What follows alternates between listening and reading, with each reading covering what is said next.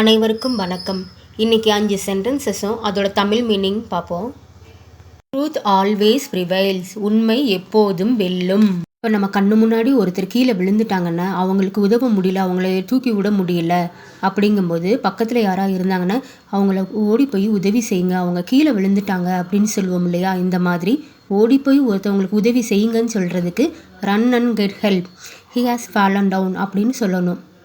மூணாவது lean back and chit. அதாவது ஒருத்தர் பின்னாடி சாயாமல் நிமிர்ந்து உட்காராமல் குனிஞ்சு உட்காருவாங்க, கூன் போட்டு உட்காருவாங்க. அப்போ நம்ம லீன் பேக் அண்ட் சிட்னு சொல்லலாம்.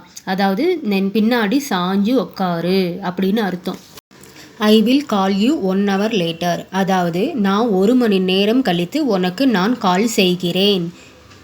அடுத்து நம்ம பார்க்க போகிற 5வது இன்சிஸ்ட். இதை 2 விதமாக பயன்படுத்தலாம். 1 by 1 பார்ப்போம். இதனோட ஸ்ட்ரக்சர் எப்படி இருக்கும்னா இன்சிஸ்ட் ஆன் ப்ளஸ் டூயிங் சம்திங்னு இருக்கும். அதாவது இன்சிஸ்ட் ஆன்க்கு அப்புறம் வர ஒரு வெர்பு வெர்போட ஐஎன்ஜி சேர்த்து எழுதணும். இதோட தமிழ் மீனிங் எப்படி இருக்கும்னா ஒருவர் இன்னொருத்தரை ஒரு செயலை செய்யுமாறு வற்புறுத்துவாங்க. அந்த நேரத்தில் தான் இந்த இன்சிஸ்ட் ஆனை யூஸ் பண்ணணும். He insisted on marrying her. அவன் அவளை திருமணம் செய்து கொள்ள வற்புறுத்தினான்.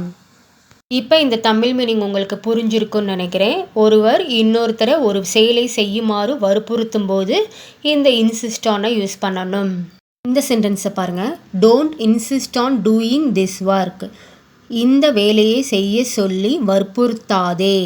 இப்போ பாருங்கள். Don't insist on her doing this work.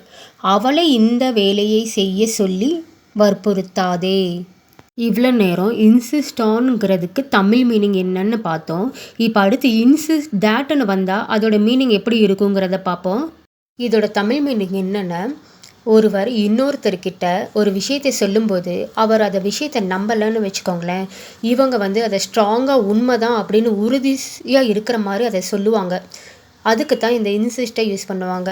அதே மாதிரி வலியுறுத்தி கூறினார் அப்படின்னு சொல்லுவோம் இல்லையா, அந்த இடத்துலையும் இது வரும். இப்போ இந்த சென்டென்ஸை பாருங்கள். Ram insisted that the accident was not his fault. இதோட தமிழ் மீனிங் ராம் ஆக்சிடென்ட்டுக்கு தன்னுடைய தவறு எதுவும் இல்லை என்று உறுதிப்பட கூறினார். இந்த வீடியோ உங்களுக்கு பயனுள்ளதாக இருக்கும் நம்புகிறேன். நன்றி.